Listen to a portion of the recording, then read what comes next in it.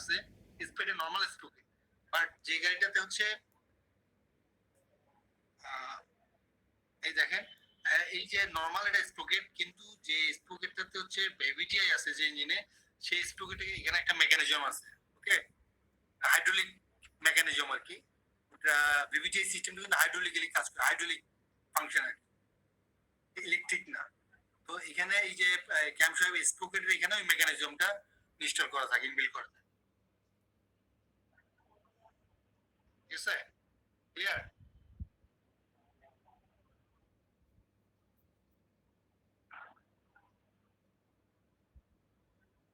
মানে আমি ডিজেল ইঞ্জিনের যে বিষয়টা জিজ্ঞাসা করতে চাইছিলাম, ওই সেটা হচ্ছে যে ওই যে টেম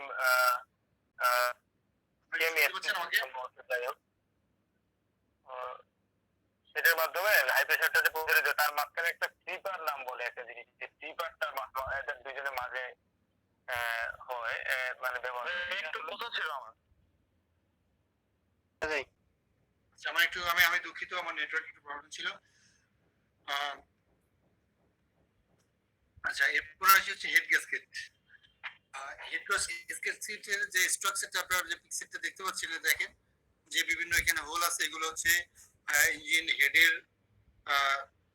বোল্টের জন্য এগুলো হোল, আর হচ্ছে আর এইগুলো এই ছিদ্রগুলো হচ্ছে এগুলো হচ্ছে ওয়াটার জ্যাকেটের।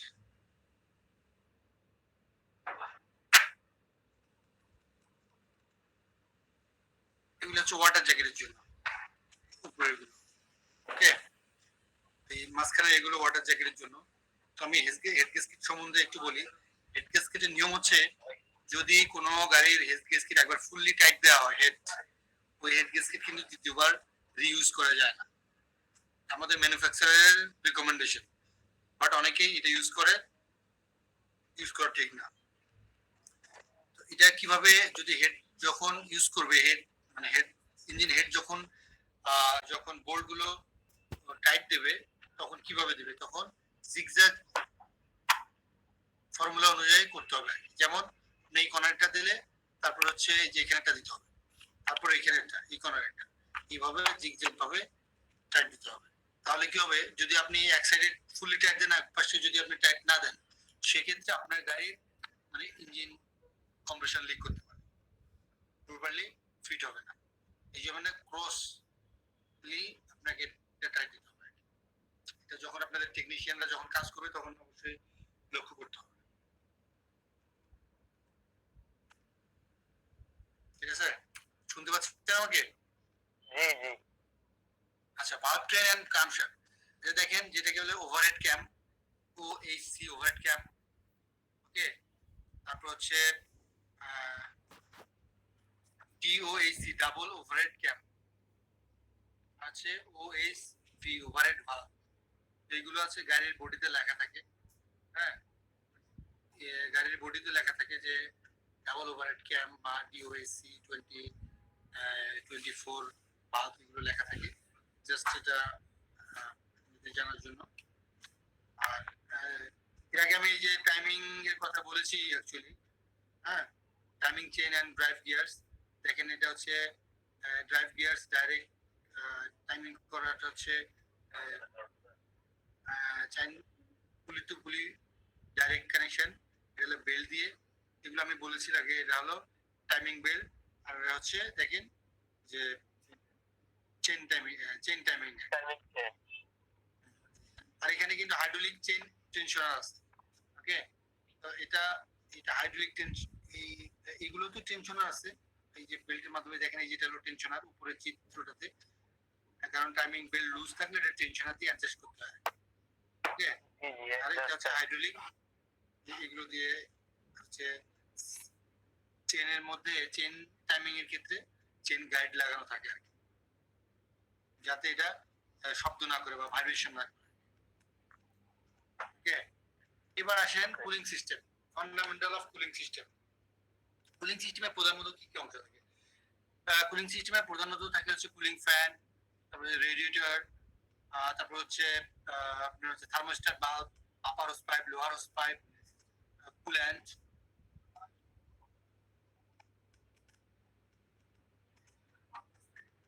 হ্যাঁ। এইটা হচ্ছে কুলিং সিস্টেমের প্রধান অংশ। তো এই কুলিং সিস্টেম অ্যাকচুয়ালি কাজটা কি গাড়িতে? কুলিং সিস্টেমের কাজ হলো ইঞ্জিনটাকে ঠান্ডা রাখা। যেমন একটা ইঞ্জিনের অপারেটিং টেম্পারেচার 98 ডিগ্রি সেলসিয়াস বা 96 বা 85, যত আপডেট গাড়ি আসছে সবগুলোতে কিন্তু ইঞ্জিন অপারেটিং টেম্পারেচার অনেক হাই। তত বেশি আপডেট গাড়িগুলো তো 96 পর্যন্ত আমি পেয়েছি। ঠিক আছে? তো যে গাড়ির অপারেটিং টেম্পারেচার যত বেশি ওই গাড়ির পারফরমেন্স তত ভালো। কারণ হচ্ছে অপারেটিং টেম্পারেচার বেশি হলে হিট লস খুব কম হয়। ওকে, তো ইঞ্জিনের অপারেটিং টেম্পারেচার দেখেন, একটা ইঞ্জিন যখন স্টার্ট করা হয় তখন কিন্তু এই কুলিং ফ্যানটা কিন্তু চলে না, মানে ইলেকট্রিক কুলিং ফ্যানের ক্ষেত্রে ইফা ইঞ্জিনে, পেট্রোল ইঞ্জিনের কথা বলছেন। ডিজেল ইঞ্জিনে যেগুলো তো ডাইরেক্ট, ডিজেল ইঞ্জিনে কিন্তু হচ্ছে ডাইরেক্ট বেল দিয়ে, মানে বেল্টের সাথে লাগানো থাকে, মেইন পুলির সাথে বেল দিয়ে লাগানো থাকে।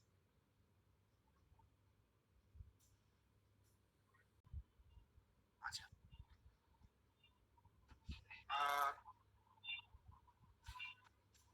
কোশ্চেন ছিল কারো? স্যার আরেকটু রিপিট করেন, বুঝতেন সবাই। কুলিং সিস্টেমের মানে কাজ হচ্ছে ইঞ্জিনকে না না অপারেটিং টেম্পারেচার, সরি, কুলিং সিস্টেমের কাজ হচ্ছে ইঞ্জিনের অপারেটিং টেম্পারেচার বজায় রাখা। তো ইঞ্জিন যখন আপনি ফার্স্ট স্টার্ট করলেন তখন হচ্ছে এই কুলিং ফ্যানটা কিন্তু ঘুরবে না। ওকে, তো ডিজেল যে গাড়ি আছে, ডিজেল ইঞ্জিনের গাড়িতে কুলিং ফ্যান ঘুরবে। কারণ হচ্ছে যেগুলো ইঞ্জিনের কুলিং ফ্যান মেইন পুলির সাথে ডাইরেক্ট বেল্টের মাধ্যমে মানে কাপলিং করা আছে, এগুলো কিন্তু ঘুরবে। বাট যেগুলো আমাদের প্যাসেঞ্জার কার, যেগুলোতে মোটর কুলিং ফ্যানে মোটর লাগানো আছে, এগুলো ঘুরবে না। কি হবে, ইঞ্জিন যখন স্টার্ট করবে, কমার্শিয়াল না প্যাসেঞ্জার গাড়ির কথা বলছি, স্টার্ট করবে তখন কি করবে, এই ইঞ্জিনের কুলেন্ট কি করবে, সার্কুলেটিং করবে। ভাই কমার্শিয়াল ভাই এখানে মাহিন্দ্রা, জি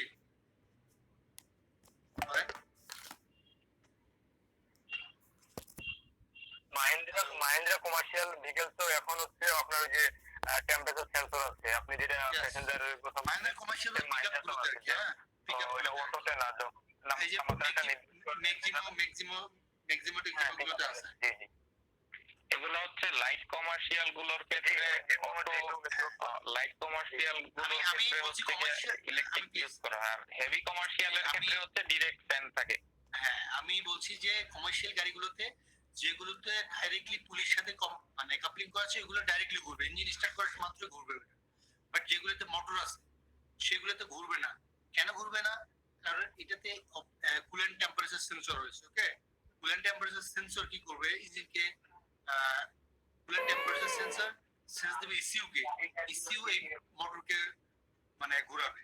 কখন ঘোরাবে? ইঞ্জিনের টেম্পারেচার যখন অপারেটিং টেম্পারেচার আসবে, অর্থাৎ 86 থেকে 96 এর মধ্যে যখন আসবে, তখন এই মোটরটা ঘুরবে।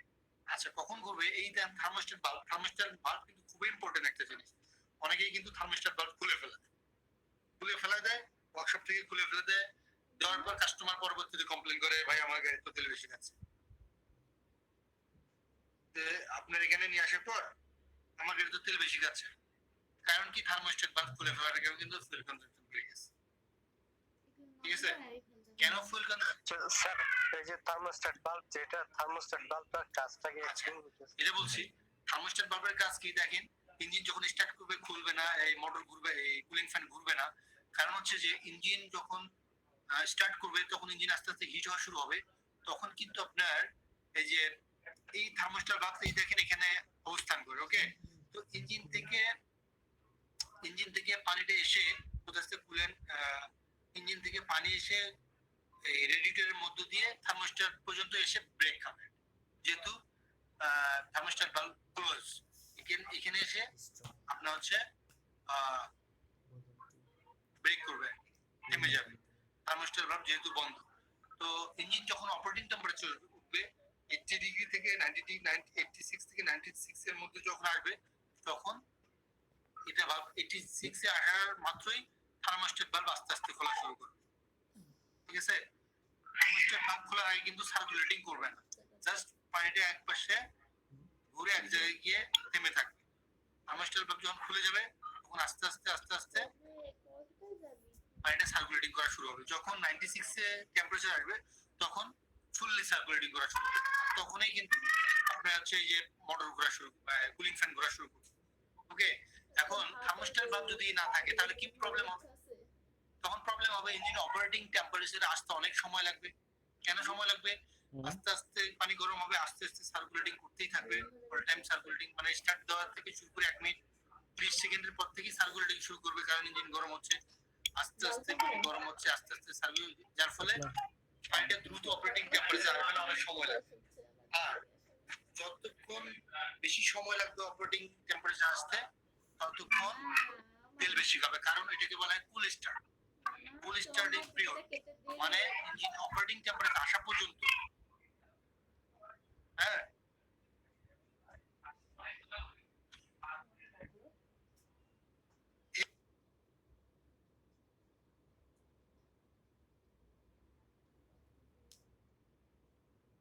আচ্ছা, তাহলে এটা অপারেটিং টেম্পারেচার আসতে অনেক সময় লাগবে।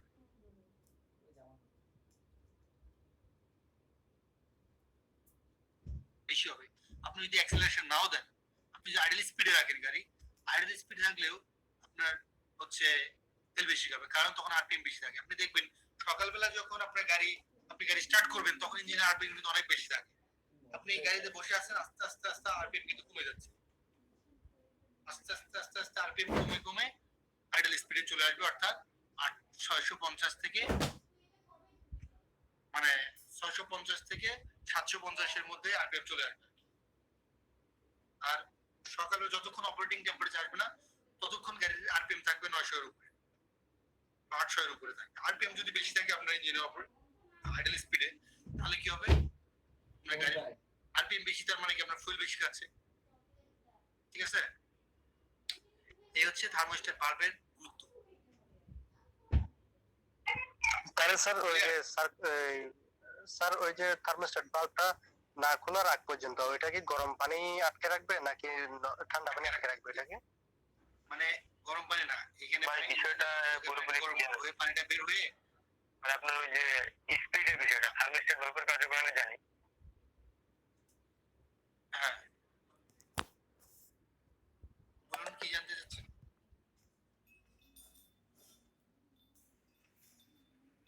ওই যে ওইটা স্যার ওই থার্মোস্ট্যাট বাল্বে মানে আর গরম পানিকে আটকে রাখবে নাকি ঠান্ডা পানিকে আটকে রাখবে? ওইটা গরম পানি আটকে থাকে। গরম পানি বলতে যতক্ষণ পানিটা অপারেটিং টেম্পারেচার, ঠান্ডা পানি বলতে ঠান্ডা যতক্ষণ পানি এই যে থার্মোস্ট্যাট বাল্বের এই জায়গাটাতে যতক্ষণ পানি টেম্পারেচার, ওয়াটার টেম্পারেচার যতক্ষণ না পর্যন্ত 86 এ না আসে ততক্ষণ পর্যন্ত খুলবে না। ঠান্ডা হলে এটা খুলবে না, পানিটা মানে ঠান্ডা পানিটা এখানে আসে। যখন এটা টেম্পারেচার যখন 86 এর উপরে উঠবে তখনই থার্মোস্ট্যাট বাল্ব খোলা শুরু। ঠিক আছে,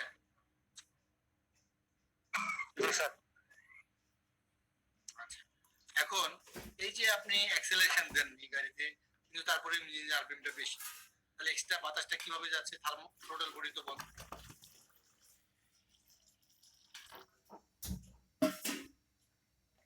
কিভাবে যাচ্ছে বলতে পারবেন? এটার জন্য আইডল স্পিড কন্ট্রোল ভালভ নাম শুনেছেন? Idol speed control valve use করা হয়। যখন আপনি মানে অ্যাক্সেলারেশন দেন না, বাট ইঞ্জিন আরপিএম সকালবেলা অনেক আরপিএম করে, তখন আইডল স্পিড কন্ট্রোল ভালভটা ওপেন থাকে, বাইপাস লাইনে ওটা লাগানো থাকে। আইডল স্পিড কন্ট্রোল ভালভ দুই ধরনের হয়, একটা রোটারি টাইপ হয়, একটা সলিনয়েড টাইপ। ওকে, ওটা খোলা থাকে, ওটা নিয়ে ওটা আর ডিটেইলসে আসলে অনলাইনে এত ব্রিফলি আসলে বললে অনেক জানা যাবে। আচ্ছা, এরপর আসি যে fundamentals of ignition system. Cooling সিস্টেমে কারো কোশ্চেন আছে কোনো?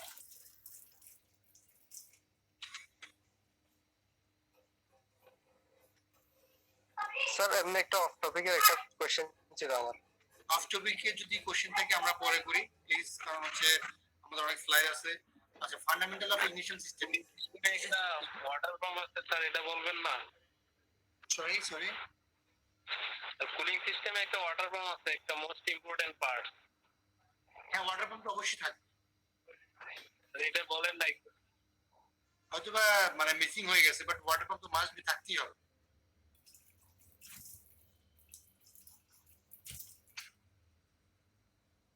ওয়াটার পাম্প এই যেটা, এটা ওয়াটার পাম্প, দেখতে পাচ্ছেন?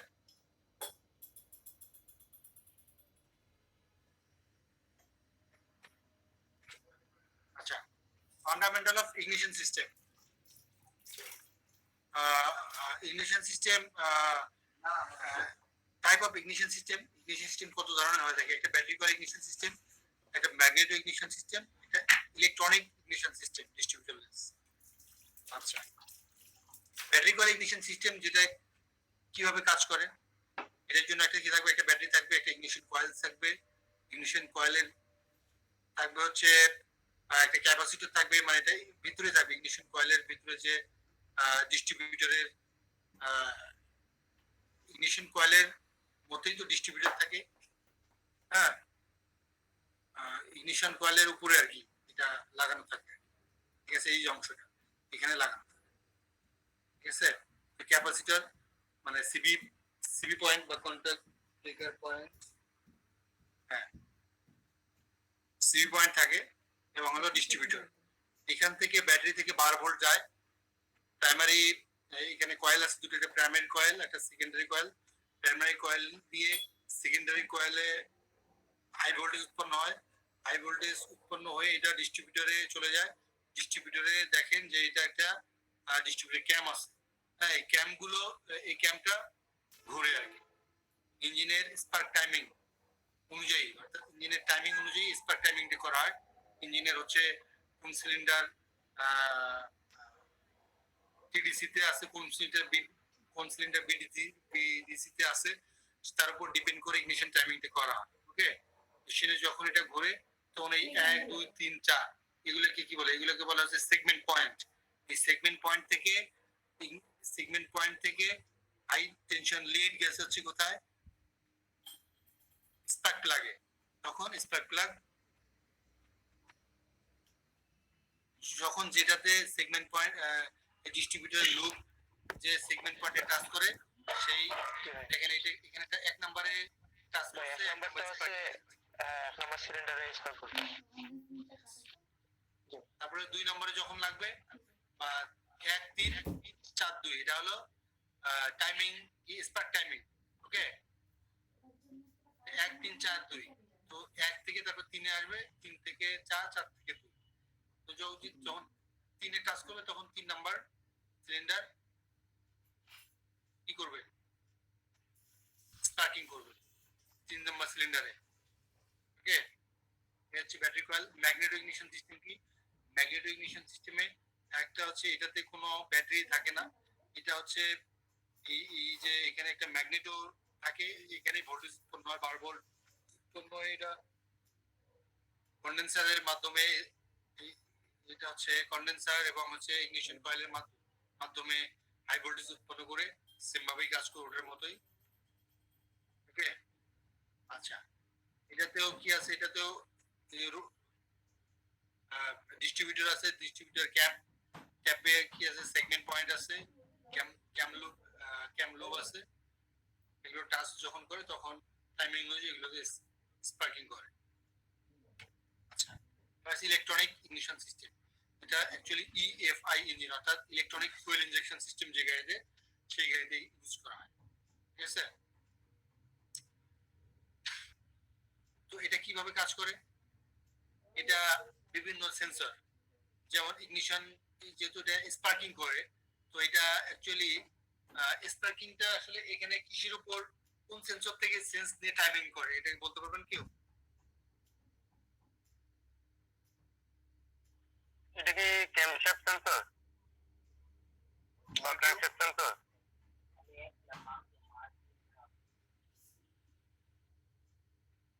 হ্যাঁ, এটা হলো ক্যামশ্যাফট সেন্সর। ক্যামশ্যাফট সেন্সর থেকে ক্যামশ্যাফট এবং ক্র্যাঙ্কশ্যাফট দুই সেন্সর থেকেই সেন্স নিয়ে টাইমিংটা করে আর কি। এখন কিভাবে করে, এই দুটো সেন্সর থেকে সেন্স নিয়ে, এই দেখেন ক্র্যাঙ্কশ্যাফট পজিশন সেন্সর এখান থেকে মানে এখান থেকে সেন্স নেয় আর কি। ওকে, নিয়ে আর হলো সিলিন্ডার পজিশন সেন্সর, মানে হচ্ছে সিলিন্ডার পজিশন ক্যামশ্যাফট সেন্সরের কথা বলা হয়েছে। ক্র্যাঙ্কশ্যাফট পজিশন সেন্সরের কথা বলছে, এবং ক্যামশ্যাফট পজিশন সেন্সর থেকেও সেন্স নিয়ে টাইমিংটা অ্যাডজাস্ট করে। আচ্ছা, ইএফআই সিস্টেমে কিভাবে ফুয়েল ইনজেক্ট করে, বিভিন্ন সেন্সর থেকে, যেমন হচ্ছে knock sensor, coolant temperature sensor, তারপর হচ্ছে হুইল স্পিড সেন্সর থেকেও সেন্স আসে, তারপর হচ্ছে বিভিন্ন সেন্সর থেকে সেন্স আসে ইস্যুতে। ইসিউ নির্ধারণ করে যে কতটুকু, তারপর air flow sensor, map sensor, এগুলো থেকেও সেন্স আছে, এসে প্রসেস করে এই প্রসেস করে তার মানে কমান্ড করে হচ্ছে ইনজেক্টরকে, যে ইনজেক্টর এতটুকু ফুয়েল ইনজেক্ট করবে। তো আপনার কতটুকু ফুয়েল ইনজেক্ট করবে এটা কিভাবে নির্ধারণ করবে? ইনজেক্টর কিন্তু দেখেন যেগুলো ইনজেক্টর, তাই না? সরি, এই ইনজেক্টর এখানে আছে,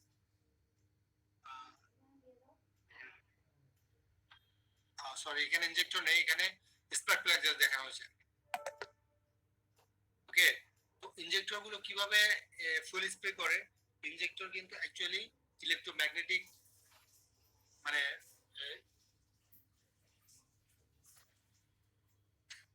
ইনজেক্টর গুলো ইলেকট্রোম্যাগনেটিক মানে ফাংশনে কাজ করে। সলিনয়েড ইন্টারনালি ভিতরে ইনজেক্টরের ভিতরে কিন্তু ইলেকট্রোম্যাগনেটিক ফাংশন আছে, অর্থাৎ সলিনয়েড টাইপ। ওকে, তো ইনজেকশন পালস ওয়াইড নির্ধারণ করে ইসিউ, যে কতটুকু হচ্ছে পালস ওয়াইড থাকবে আর কি। Pulse ওয়াইডের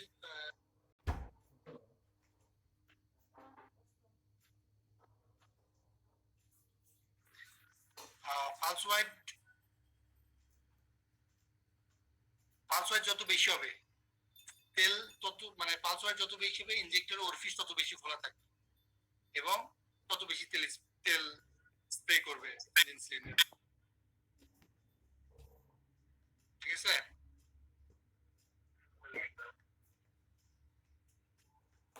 clear? ভাই ইএফআই তো তাহলে হচ্ছে ডিস্ট্রিবিউটর হয় না, তাই না? এটা যেহেতু সেন্সরের মাধ্যমে আমার সেন্স দিবে যে আমার সিলিন্ডার পজিশন কি, আমার পিস্টন পজিশন কি অবস্থায় আছে, ক্যামশ্যাফট থেকে, সেটা এখানে তো ডিস্ট্রিবিউশনের কোনো প্রয়োজন নেই।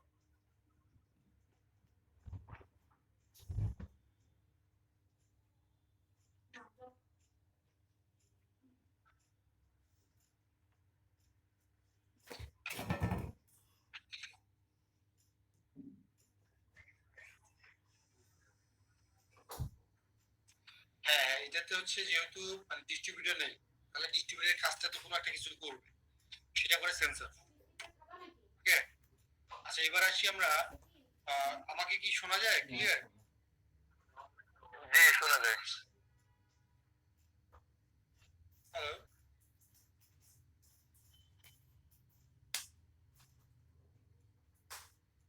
মুমতাসিম ভাই আছেন আমার সাথে? ভাই শোনা যায়, আপনার কথা শোনা যায়। হ্যাঁ জি স্যার, আছি স্যার, আমি আছি। অনেক ধৈর্য ধরে অপেক্ষায় বসে আছি আপনার কথাগুলো শোনার জন্য। আচ্ছা, থ্যাংক ইউ। অ্যাকচুয়ালি লেন্দি হয়ে যাচ্ছে অনেক বেশি। হ্যাঁ, তো তারপর আমি দ্রুতই শেষ করবো, কারণ আপনাদেরও ধৈর্যের ব্যাপার আছে। হ্যাঁ, তো এবার হলো ট্রান্সমিশন সিস্টেম। এর আগে আমি দেখিয়েছি manual transmission, automatic transmission, AMT এবং CVT gearbox, continuously variable transmission. দেখেন যে এখানে দুই ধরনের গিয়ার বক্স আছে, একটা হলো ম্যানুয়াল ট্রান্সমিশন দুই ধরনের, একটা স্লাইডিং মেশ, সিনক্রো মেশ গিয়ারবক্স। ওকে, এটা হচ্ছে স্লাইডিং মেশ। স্লাইডিং গিয়ারবক্সে দেখেন যে সেকেন্ডারি বা আউটপুট শ্যাফট একটা, আর হচ্ছে এটা প্রাইমারি বা ইনপুট শ্যাফট। ওকে, আর হচ্ছে লে শ্যাফট, এটাকে বলা হয় লে শ্যাফট, কিন্তু এখানে অন্য নামও দেওয়া আছে, অ্যাসিস্ট্যান্ট ইন্টার, আচ্ছা এটাকে লে শ্যাফট আমরা বলি। আরেকটা হচ্ছে সেকেন্ডারি শ্যাফট আর একটা ইনপুট শ্যাফট। যখন দেখেন এখানে গিয়ার লিভার, এটা আর গিয়ার সিলেক্টর ফ্রন্ট, যেটাকে বলে গিয়ার সিলেক্টর ফ্রন্ট, আর এগুলো হচ্ছে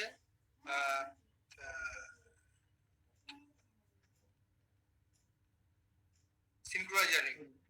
ওকে, তো যখন ইঞ্জিন, এটা হলো ইঞ্জিন সাইড, ইঞ্জিন থেকে যখন পাওয়ারটা আসে তখন গিয়ার এখানে শিফটিং করলে দেখেন যে গিয়ারের সাথে এই যে 1 নাম্বার গিয়ারের সাথে 9 নাম্বার গিয়ারের কিন্তু কানেকশন আছে, ঠিক আছে? এই যে তখন গিয়ার মানে যখন আমরা গিয়ার শিফটিং করব 1 থেকে 2, 2 থেকে 3, 4, 5, 6, দেখেন এই যে এখানে 1, 2, 3, 4, 5, 6, 6 এবং রিভার্স গিয়ার আছে।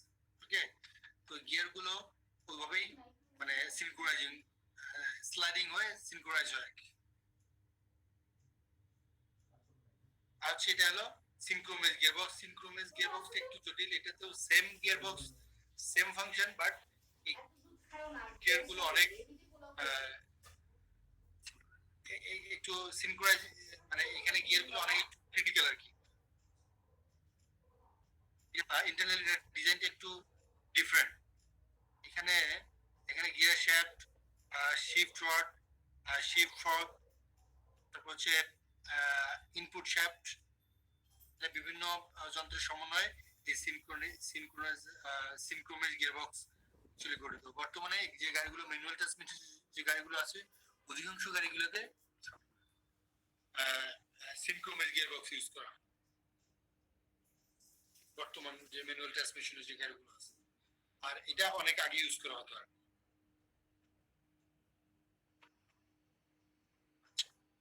এরপর আসি অটোমেটিক ট্রান্সমিশন গিয়ারবক্স। অটোমেটিক ট্রান্সমিশনে কি কি থাকে? অটোমেটিক ট্রান্সমিশন থাকে টর্ক কনভার্টার, অয়েল পাম্প, তারপর হচ্ছে band brake, oil pan, valve body, দেখেন এই যে valve body, planetary gear set, clutch pack.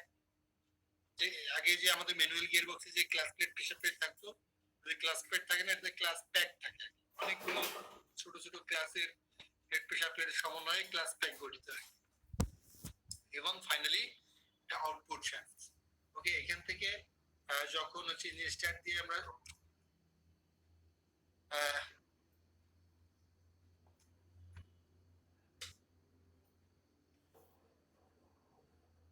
Torque converter থেকে যখন গিয়ার অয়েল অর্থাৎ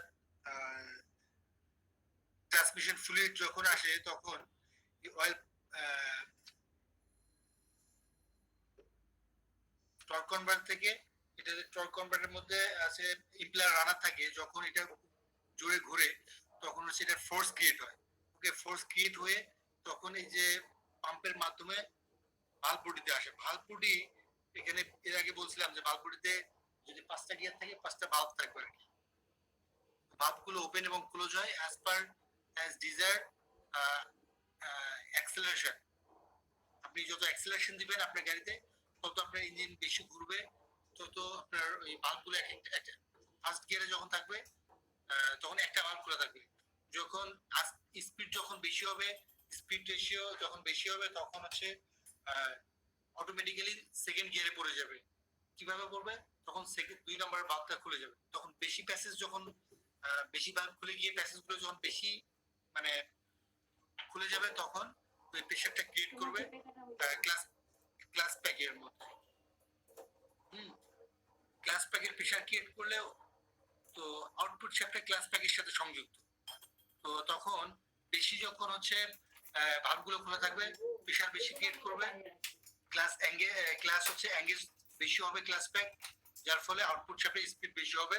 আউটপুট শ্যাফট থেকে কিন্তু হচ্ছে প্রোপেলার শ্যাফটে বা ড্রাইভ শ্যাফটে যায় এই পাওয়ার। ঠিক আছে, এরপরে আসে হচ্ছে অটোমেটেড ম্যানুয়াল ট্রান্সমিশন। দেখেন অটোমেটেড ম্যানুয়াল ট্রান্সমিশন কি কি আছে? প্রোগ্রাম সিলেকশন লিভার, অর্থাৎ যে আমরা M plus minus N R and হচ্ছে নিউট্রাল যে রাখি, এটা হচ্ছে যে লিভার, সেটা হচ্ছে প্রোগ্রাম সিলেকশন লিভার বলে এটাকে। এখান থেকে দেখেন যে এখান থেকে সেন্স নিয়ে আচ্ছা, ট্রান্সমিশন কন্ট্রোল ইউনিট একটা টিসিউ থাকে, অর্থাৎ কন্ট্রোল ইউনিট, এটার জন্য একটা কন্ট্রোল ইউনিট থাকে। এটা হলো থাকে ক্লাস অ্যাকচুয়েটর। হ্যাঁ, এই ক্লাস অ্যাকচুয়েটর দেখেন যে এই আমি বলছিলাম না যে ক্লাস যে ম্যানুয়াল ট্রান্সমিশনের ক্ষেত্রে ক্লাসের যে কেবল থাকে, কেবল এই ফর্গের মধ্যে এসে লাগে, কিন্তু এখানে দেখেন ফর্গের মধ্যে নেই, কিন্তু কি আছে এই ক্লাস অ্যাকচুয়েটর থেকেই কিন্তু এখানে লাগানো আছে, এঙ্গেজ করা আছে। এবং এখানে ট্রান্সমিশন অ্যাকচুয়েটর, মানে এটাতে দুটো অ্যাকচুয়েটর ইউজ করা আছে, এটা ক্লাস অ্যাকচুয়েটর, এটা ট্রান্সমিশন ইউজ করা, মানে রেশিও অনুযায়ী এটা অ্যাক্টিভ হয়ে ক্লাসটাকে এঙ্গেজ ডিসএঙ্গেজ করবে, এবং যখন ডিসএঙ্গেজ করবে, যখন গিয়ার মানে শিফটের প্রয়োজন হবে, তখন অটোমেটিক্যালি এই ট্রান্সমিশন কন্ট্রোল ইউনিটের মাধ্যমে সেন্স গিয়ে এটা তখন হচ্ছে গিয়ারটা শিফটিং করে 2 3 4 এভাবে শিফটিং হবে আর কি। ক্লিয়ার? জি স্যার। আচ্ছা, এখন এই সিস্টেমে যদি কোনো প্রবলেম থাকে তাহলে গাড়িতে কি প্রবলেম দেখা দেবে, মানে গাড়ির ড্যাশবোর্ড একটা গিয়ারের মতো একটা চিহ্ন থাকবে, যেহেতু প্রত্যেকটা সিস্টেম একটা মেকাট্রনিক ফাংশন। তো এটা যদি সে ফর এক্সাম্পল আপনার এখানে একটা সেন্সর আছে সিলেক্টর লিভারে, যে কোথায় আমি দিছি, যে এন এ দিছি, ডি তে দিছি নাকি এম এ দিছি, এর জন্য একটা সেন্সর আছে। সেন্স কি করতেছে, ইসিউ কে সিগন্যাল দিচ্ছে, ইসিউ সিগন্যাল দিচ্ছে যে না, ইসিউ এখন এটা আপনি ডি তে দিয়ে রাখছেন, গাড়ি চালাচ্ছেন, এটা এই সেন্সর সেন্স দিচ্ছে ইসিউ কে যে গাড়ি এখন ডি তে আছে, এখন অটোমেটিক্যালি সবকিছু আমাকে করতে হবে। তার মানে যখন স্পিড যখন 20 কিলোমিটার উপরে আসবে, তখন অটোমেটিক্যালি এই ক্লাসটা ডিসএঙ্গেজ করবে, করে গিয়ার 2 নাম্বার গিয়ারে ফেলাবে। যখন আরো স্পিড বাড়বে, যখন গিয়ারে দিল, দেওয়ার পর আবার ক্লাসটা এঙ্গেজ করবে, অর্থাৎ ক্লাস ছেড়ে দিবে অটোমেটিক্যালি সবকিছু। ইভেন যখন পরবর্তীতে 3 নম্বর গিয়ারে পড়বে, পড়ার সময় হবে, অর্থাৎ 40 থেকে 45 কিলোমিটার স্পিড উঠবে, যখন 3 নম্বর গিয়ারে পড়ার সময় হবে, তখন অটোমেটিক্যালি আবার ক্লাস এঙ্গেজ করবে, আবার অটোমেটিক্যালি 3 নম্বর গিয়ার পড়বে, এভাবেই হবে। এবং যখন আপনি ডিএক্সেলারেশন করবেন, তখন এই যে দেখেন ক্লাস অ্যাক্সিলারেটর যখন আপনি ছেড়ে দিবেন, দিয়ে ব্রেকে পা দিবেন, তখন অটোমেটিক্যালি ক্লাসটা এঙ্গেজ হয়ে আস্তে আস্তে আস্তে আস্তে কিন্তু হচ্ছে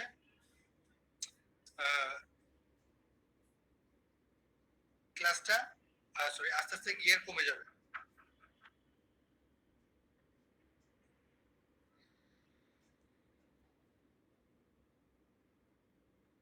আচ্ছা,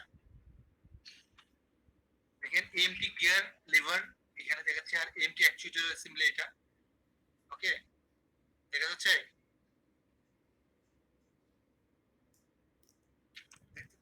দেখতে পাচ্ছেন আপনারা? আচ্ছা, এবার দেখেন যে continuously variable transmission CVT gear. CVT gear বলে আগে এক্সপ্লেইন করেছি আমি, তারপর একটু দেখে নেন যে প্রাইমারি পুলি, সেকেন্ডারি পুলি এবং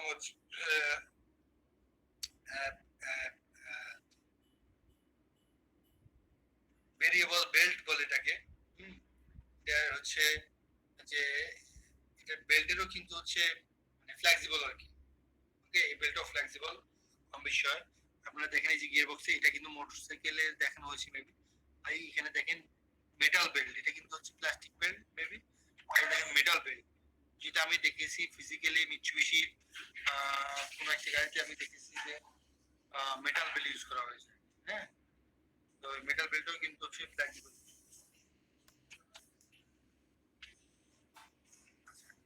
ডিফারেন্সিয়াল গিয়ারবক্স, এটা আমরা জানি ডিফারেন্সিয়াল গিয়ারবক্সের কাজ কি, crown wheel, pinion, small gear, rotating case, large gear. হ্যাঁ, এটা অ্যাকচুয়ালি কাজ কি, এটা যখন আপনি গাড়ি টার্নিং করেন, অর্থাৎ যখন আপনি স্টিয়ারিং হুইল ঘোরান, তখন দেখা যাচ্ছে যে যে টার্নিং রেডিয়াস যা আছে, আউটসাইড রেডিয়াসটা কিন্তু অনেক বড় থাকে এবং ইনসাইড রেডিয়াসটা অনেক কম থাকে। তো যার ফলে আপনার আউটসাইড রেডিয়াসে গাড়ির চাকাটা ঘোরানো বেশি দরকার, তো এবং ইনসাইডে মানে কম ঘুরলেও মানে ঘোরা দরকার, মানে কম ঘুরবে। তো সেইটা করার জন্য অ্যাকচুয়ালি এটা ডিফারেন্সিয়াল গিয়ারবক্স ইউজ করা হয়েছে। তো রিক্সাতেও কিন্তু ডিফারেন্সিয়াল গিয়ারবক্স আছে, আপনারা কি জানেন? এখানে হচ্ছে ডিফারেন্সিয়াল গিয়ারবক্সটা, তো আমরা মূলত যেটা জানি, আমাদের যে ভার্টিক্যাল যে শক্তিটা আসতেছে, সেটা হচ্ছে আমরা হরিজন্টাল ভাবে র্যাম্প ডাউন করার না জন্য এটা তো অবশ্যই, এটা তো আপনার গিয়ার বক্সটা হচ্ছে ভার্টিক্যাল, মানে পাওয়ারটা কি অর্থাৎ প্রোপেলার শ্যাফট ঘুরতেছে, এটাকে দুই এক্সেল এর পাওয়ারটা ট্রান্সফার করতেছে, 90 ডিগ্রি অ্যাঙ্গেলে মানে দুই পাশে দুই এক্সেলে এক্সেল এ ট্রান্সফার করতেছে। এছাড়াও আমি এর আগে যেটা বললাম ওটাও এই কাজটাও এখানে করে। আপনি কি জানেন স্যার একটা কোশ্চেন ছিল স্যার এই জায়গায়। ডিফারেনশিয়াল গিয়ার বক্সের ফাংশনটা রিক্সার মধ্যে আছে? কি আছে?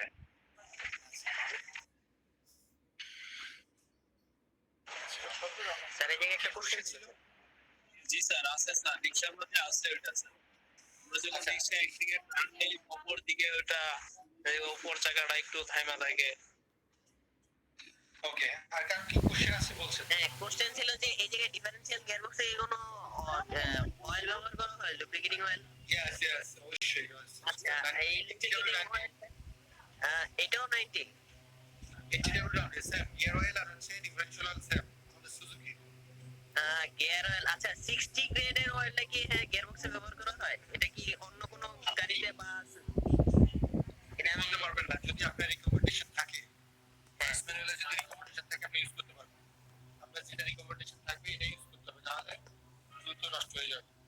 ও আচ্ছা আচ্ছা, মানে ওই যে মানে ওই ম্যানুফ্যাকচারিং কোম্পানি একটা ইয়া দেয়া থাকে, মানে কি বলে এটাকে ক্যাটালগ টাইপের, সেটাই ওই জায়গায় বলে দেওয়া থাকে নাকি?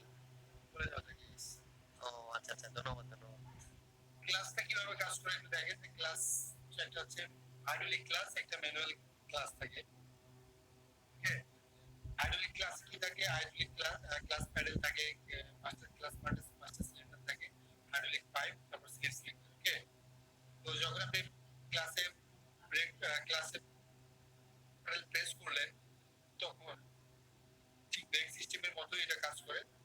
ব্রেকের যেমন হচ্ছে মাস্টার সিলিন্ডার থাকে, এটা ক্লাস সিলিন্ডার, ঠিক এই প্রেসারটা স্লিপ সিলিন্ডার আছে। স্লিপ সিলিন্ডারের মধ্যে একটা পিস্টন থাকে, পিস্টনের এই প্রান্তটা ক্লাসের হচ্ছে ফর্কের সাথে লাগানো থাকে। যখন এটা ক্লাসটা কাজ করে, এখানে কি কি থাকে? ক্লাস প্লেট থাকে, প্রেসার প্লেট থাকে। তো এই ক্লাস প্লেটের কাজ কি? ক্লাস প্লেটের কাজটা হলো ফ্লাইহুইলের সাথে এটা হচ্ছে এঙ্গেজ ডিসএঙ্গেজ হয়, একদম ফ্রিকশন করা। আর প্রেসার প্লেটের কাজ হচ্ছে এই ক্লাস প্লেটটাকে হচ্ছে রিলিজ করে এঙ্গেজ এবং ডিসএঙ্গেজ করে, যে মানে আবার রিটার্ন করে আপনি ক্লাস যখন মানে ছেড়ে দিলেন, ক্লাস করে যখন ছেড়ে দিলেন আবার পূর্বের অবস্থায় হিসেবে এই যে পূর্বের অবস্থায় নিয়ে যায়, অর্থাৎ এটা কিন্তু এই যে প্রেসার প্লেটের যে ইউনিট। ওকে, আর ক্লাস প্লেট হলো এই যেটা এখানে চিত্রতত্ত্ব ভাবে দেওয়া আছে। ওকে, আর যেটাতে ম্যানুয়াল মানে যেটা হাইড্রোলিক না ম্যানুয়াল ক্লাস সিস্টেম, সেটাতে জাস্ট এখানে একটা কেবল থাকে, কেবলটা ডাইরেক্টলি এর সাথে হচ্ছে ক্লাসের ফর্মের সাথে অ্যাটাচ থাকে। ঠিক আছে, ক্লিয়ার? আচ্ছা, ক্লাস প্লেটটা একটু দেখেন। স্যার তাহলে প্রেসার প্লেটটা কাজটা হচ্ছে কি এই যে মানে ক্লাস প্লেটটাকে এঙ্গেজ এবং ডিসএঙ্গেজ হতে কি সাহায্য করা এরকম কিছু? এঙ্গেজ করে রাখবে আর কি, প্রেসার দিয়ে রাখবে। তাহলে প্রেসারের সাহায্যে মানে ফ্লাইহুইলের সাথে এঙ্গেজ করে রাখতে হয়। গাড়ির মধ্যে ক্লাস কিন্তু অলরেডি এঙ্গেজ থাকে। যখন আপনি গিয়ার দিবেন বা গিয়ার শিফটিং করবেন তখন আপনি প্রেস দিলে মানে ডিসএঙ্গেজ করে দেবেন। এখানে দেখেন আপনি চিত্রতে ক্লাস কভার, তারপর হচ্ছে এটা কিন্তু প্রেসার প্লেট, তারপর হচ্ছে ক্লাস প্লেট, এই যেটা পরেরটা তারপর ফ্লাইহুইল। হ্যাঁ হ্যাঁ।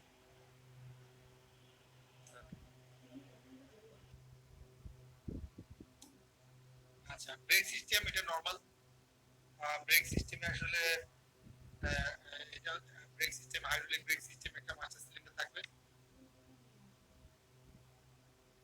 মাস্টার সিলিন্ডার থেকে হুইল সিলিন্ডার থেকে দেখছে এখানে হচ্ছে ডিস্ক ব্রেকের ক্ষেত্রে হচ্ছে এটা ডিস্কের ক্যালিপার থাকে, ক্যালিপারের মধ্যে ব্রেক প্যাড লাগানো থাকে, এটা দুই পাশে চেপে ধরে ক্লাস করে ব্রেক করে।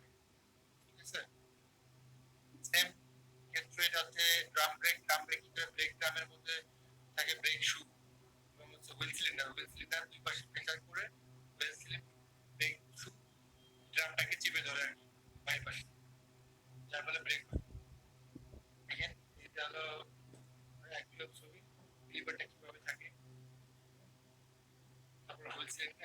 ড্রামটা কিভাবে থাকে, ড্রামের মধ্যে কি থাকে, রিটার্নিং স্প্রিং থাকে, গাটার থাকে, এটা হচ্ছে ব্রেক হুইল সিলিন্ডার, হ্যাঁ, তারপরে এটা শু, এগুলো থাকে, হ্যাঁ। এবার আসি এবিএস। এবিএস কি?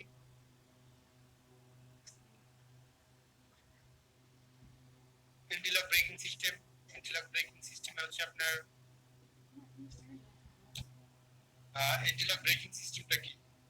এন্টিলক ব্রেকিং সিস্টেমটা হলো নরমাল ব্রেকে আপনি যখন ব্রেক করবেন তখন হচ্ছে আপনার আহ, চাকা কিন্তু স্কিডিং করতে পারে। নরমাল ব্রেক যদি এবিএস থাকে সেক্ষেত্রে স্কিডিং করবে না, মানে পিছলে যাবে না, চাকা হঠাৎ করে লক হয়ে যাবে।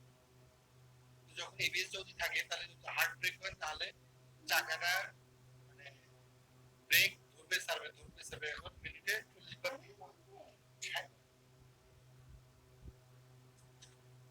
সেকেন্ডে 15 থেকে 20 বার এটা হচ্ছে এঙ্গেজ ডিসএঙ্গেজ করবে, ব্রেকটা ব্রেক ধরবে সার্ভে, ঠিক আছে?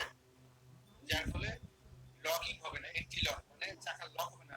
ব্রেক করার সাথে চাকা লক হলে তো স্কিডিং করবে, মানে পিছলে যাবে, যার ফলে ধরবে সার্ভে, এটা হচ্ছে ইয়া করবে না, স্কিডিং করবে। দেখেন এখানে চিত্র,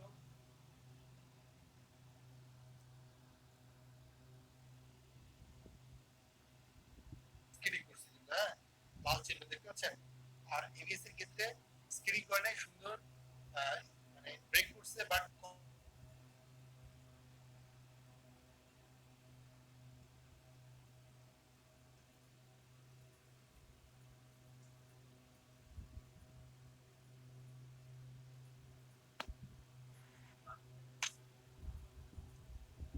মানে গাড়ি সামনে গেছে, যার ফলে এটা গাড়ি মানে সাইডে কেটে গেছে, মানে সাইডে টার্নিং নিতে পারছে।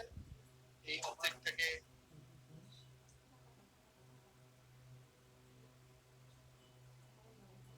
অবজেক্টটাকে মানে অবজেক্টের সাথে কোনো সংঘর্ষ হয়নি।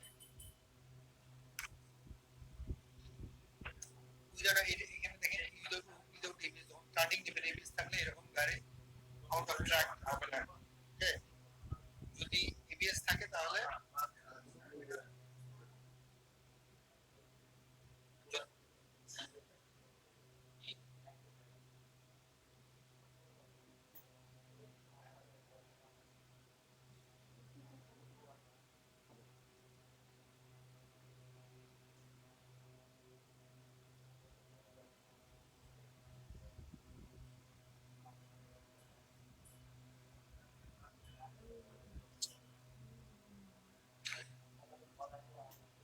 এবিএস এর ফাংশনটা অনেক, যেহেতু 10টা বাজে আমি একটু শর্টকাটে বলি। নেক্সট ডে শুধু এবিএস নিয়েই আমি একটা প্রোগ্রাম করবো ইনশাআল্লাহ,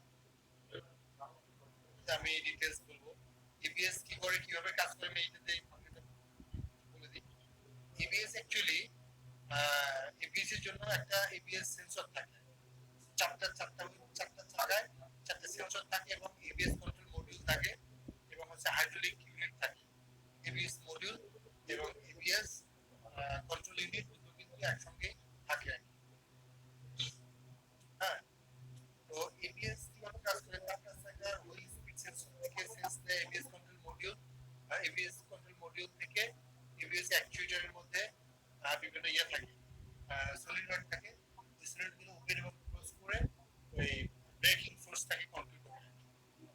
ওকে, হুইল স্পিড সেন্সরগুলো কেমন দেখেন, হুইল স্পিড সেন্সর হচ্ছে কি কি থাকে, কম্পোনেন্ট কি, একটা হুইল স্পিড সেন্সর থাকে, এবিএস অ্যাকচুয়েটর এবং এবিএস ইসিউ, এই তিনটা অংশের সমন্বয়ে প্রধানত এবিএস সিস্টেম গঠিত। হুইল স্পিড সেন্সর দেখেন দুই ধরনের, হুইল স্পিড সেন্সর এগুলো। আর হুইল স্পিড সেন্সরের কোথায় অবস্থান করে,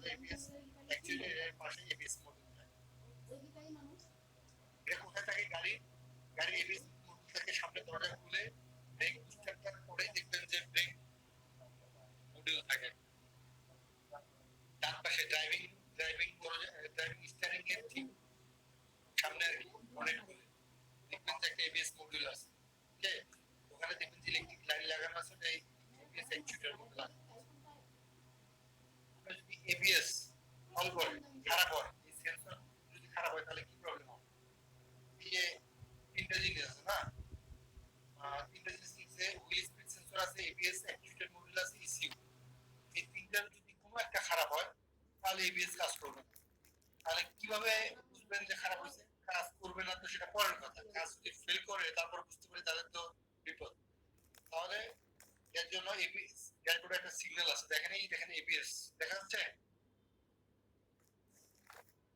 জি দেখা যাচ্ছে এবিএস সিগন্যালটা জ্বলে উঠবে হলুদ সিগন্যাল এবিএস যদি খারাপ হয় কোনো মানে সেন্সর অ্যাকচুয়েটর বা কোনো লাইনে কোনো যদি খারাপ থাকে বা এবিএস যদি ফল্টি হয় তাহলে এবিএসটা সিগন্যালটা জ্বলে উঠলে কি করতে হবে কম্পিউটার দিয়ে ডায়াগনোসিস করে বের করতে হবে ফল্ট কোডটা কি প্রবলেমটা কোথায় ঠিক আছে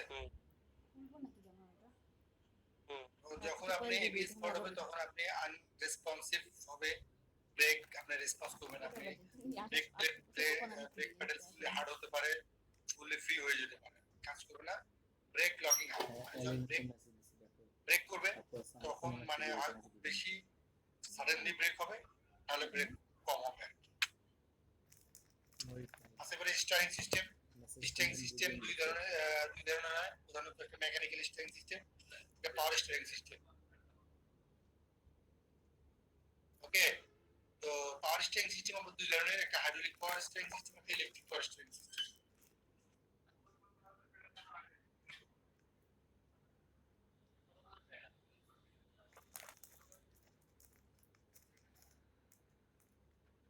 অ্যাডমি আবার নিয়ে রাখবে নাকি